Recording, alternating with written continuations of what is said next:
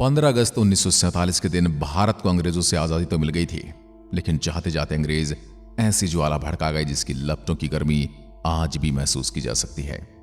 जहां कुछ लोग देश की आजादी का जश्न मना रहे थे, वहीं कुछ बंटवारे के दर्द से कराह रहे थे, क्योंकि आजादी के ठीक एक दिन पहले संपूर्ण देश को दो हिस्सों में बांट दिया गया था, भारत और पाकिस्तान।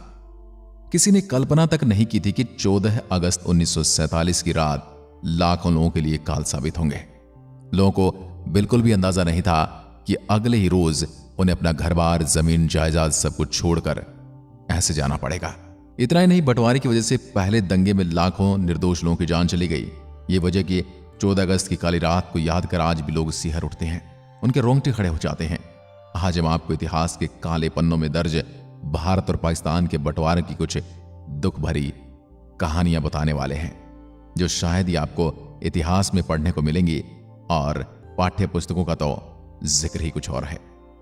भारत और पाकिस्तान का विभाजन कहते हैं कि एक गलत फैसला किसी की जिंदगी खराब करने के लिए काफी होता है, लेकिन यहां तो सवाल पूरे 33 करोड़ वाली भारतीय जनता का था। सोचिए उन पर क्या गुजर रही होगी जब 14 अगस्त की आधी रात को घोषणा की गई कि अब देश का बंटवारा होगा। भारत और पाकिस्तान दो अलग अलग देश, जहां मुस्लिम बहुल क्षेत्र को पाकिस्तान और हिंदू बहुल क्षेत्र को भारत घोषित कर दिया जाएगा। भारत और पाकिस्तान की जनता को अब अपने मजहब के हिसाब से किसी एक देश को चुनना था। बताते हैं इस बंटवारे की वजह से 1 करोड़ से भी ज्यादा लोगों को अपनी मातृभूमि छोड़कर जाना पड़ा था, और आधिकारिक रूप से 1 लाख से ज्यादा लोगों को मौत के घाट उतार दिया गया था। लेकिन दोस्तों, यह फैसला सिर्फ 2 देशों के बीच खिंची लकीरों के तक सीमित नहीं रहा, बल्कि इसमें एहसासों, संभावनाओं और दिलों का पूरी तरह से कत्ल किया गया। लेकिन इसकी किसी को परवाह नहीं थी। आजादी के कुछ रोज पहले जो लोग आपस में भाईचारे को बरकरार रखते हुए देश की आजादी के लिए एक साथ खड़े हुए थे, वही आजादी के बाद यही लोग जाने दुश्मन बन गए। एक रिपोर्ट के अनुसार 1.4 करोड़ लोगों का विस्थापन हुआ था। विभाजन के बाद लगभग 72,26,000 मुसलमान भारत छोड़ पाकिस्तान चले गए, जबकि 72,49,000 हिंदू और सिख पाकिस्तान छोड़कर भारत लौट आए। महज 60 दिनों के भीतर एक स्थान पर अपनी जिंदगी बिताने वाले को अपना घर, जमीन, दुकान, संपत्ति, खेती, यहां तक कि अपना परिवार तक छोड़कर हिंदुस्तान से पाकिस्तान जाना पड़ा और पाकिस्तान से हिंदुस्तान आना पड़ा। भारत बंटवारे की वजह से कई जगह दंगे भी भड़के थे। एक अनुमान के अनुसार इन दंगों में 10 से लेकर 15 लाख के बीच लोग मारे गए थे। वहीं 75,000 से 1 लाख के बीच महिलाओं के साथ बलात्कार, हत्या और अपहरण के मामले सामने आए। 13 अगस्त 1947 को लाहौर से अमृतसर के लिए एक ट्रेन रवाना की गई थी, लेकिन उसमें एक भी इंसान अमृतसर जिंदा नहीं पहुंचा। ट्रेन में सवार होने से पहले ही कई सिखों और हिंदू का कत्लेआम कर दिया गया। जब पंजाब बंटवारे की आग में जल रहा था, तब दिल्ली रेलवे स्टेशन से पाकिस्तान के लिए एक स्पेशल ट्रेन निकली, जिसमें पाकिस्तान में पलायन करने वाले सरकारी ऑफिसर, कर्मचारी और उनके परिवार भी मौजूद थे। इस पाकिस्तान स्पेशल ट्रेन को दिल्ली से ठीक ठाक विदा किया गया था, मगर जैसे ही ट्रेन पटियाला स्टेशन पर पहुंची तो उस ट्रेन पर हमला बोल दिया गया। इस हादसे में एक महिला और एक बच्चे की मौत हो गई, और जब इस बात की खबर कराची और लाहौर को मिली तो बदले की आग में उन्होंने अमृतसर वाली पहली ट्रेन को अपना निशाना बनाया। बताते कि जब यह ट्रेन पाकिस्तान से अमृतसर के स्टेशन पर पहुंची तो उसमें एक भी जिंदा इंसान नहीं था। हर तरफ लाशों के ढेर लगे थे। इन लाशों की दुर्दशा ये बयां करने के लिए काफी थी कि बंटवारे का फैसला कितना गलत था। एक ट्रेन की आखिरी बोगी पर दिल दहला देने वाली सूचना भी लिखी गई थी। उसमें साफ लिखा गया था कि पटेल और नेहरू को आजाद का ये तोहफा मुबारक हो। इसके बाद यह आग इतनी भड़की कि दोनों तरफ से आने जाने वाली ट्रेनों में केवल लाशें ही पहुंचती थी, जिंदा इंसान नहीं। लोगों को एक स्थान से दूसरे स्थान पर पहुंचाने वाली ट्रेन कब्रिस्तान और शमशान में बदल गई थी। इसलिए भारत और पाकिस्तान का विभाजन किसी काले इतिहास से कम नहीं है। इसके पन्नों को पलटते ही रोंगटे खड़े हो जाते हैं, आंखों से आंसू बहने लगते हैं। कुछ लोगों का कहना है कि बंटवारे की चिंगारी तो काफी पहले ही भड़क उठी थी। 18 जुलाई 1947 को भारतीय स्वतंत्रता अधिनियम को स्वीकृति मिल गई थी।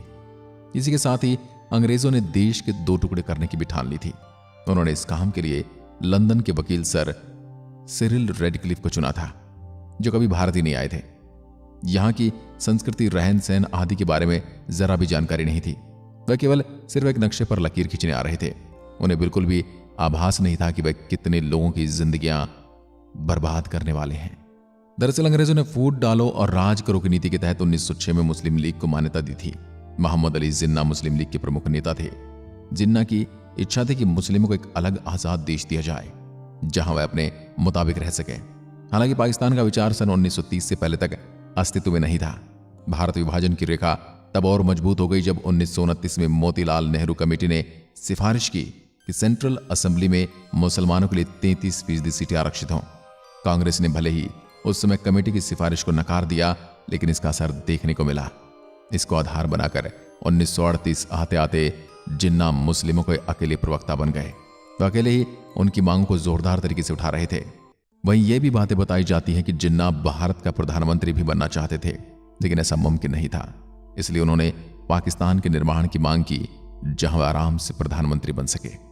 वहीं दूसरे विश्व युद्ध के बाद आर्थिक मार झेल रही ब्रिटिश सरकार ने माना कि भारत में उपनिवेश बनाए रखना अब उनके लिए फायदे का सौदा नहीं रह गया है। भारत में स्वतंत्रता संग्राम को बढ़ता देख ब्रिटिश सरकार ने जल्द से जल्द यहां से जाने की योजना बनाई।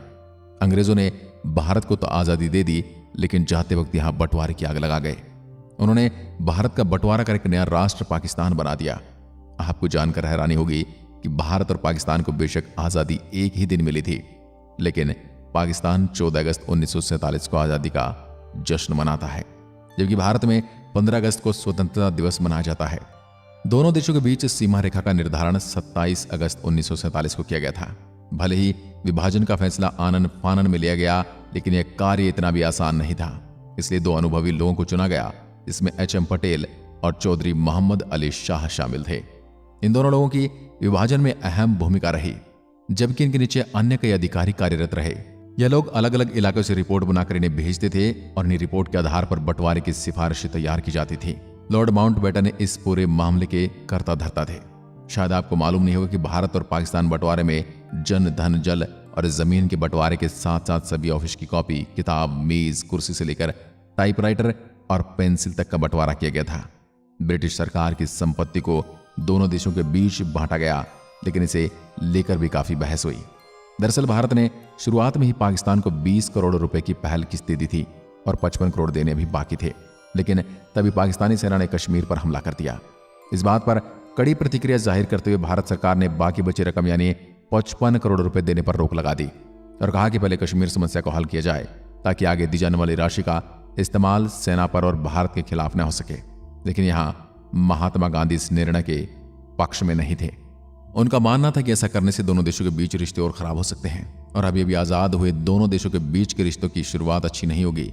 गांधी ने सरकार से फौरन पाकिस्तान को शेष राशि देने को कहा। यहां तक कि गांधी ने उसी समय यह राशि दिलवाने के लिए अनशन शुरू कर दिया था। जानकारों की माने तो पाकिस्तान को यह अचल संपत्ति का 17.5% हिस्सा मिला था, वहीं भारत का इसमें 82.5% शेयर था। इसमें मुद्रा, सिक्के, poster, revenue stamp, gold reserve और आरबीआई के एसेट शामिल थे। चल संपत्ति की बात करें तो यहां भी 80 से 20 के अनुपात में विभाजन किया गया था। जहां भारत को चल संपत्ति का 80% हिस्सा मिला था, वहीं पाकिस्तान को हिस्से से 20% गया था। संपत्ति वस्तुओं में सरकारी टेबल, कुर्सी, स्टेशनरी, यहां तक कि लाइट बल्ब और इंक पोर्ट भी शामिल थे। आपको सुनकर अचंभा होगा कि सरकारी पुस्तकालयों में उपलब्ध पुस्तकों को भी दोनों देशों के बीच विभाजित किया गया था।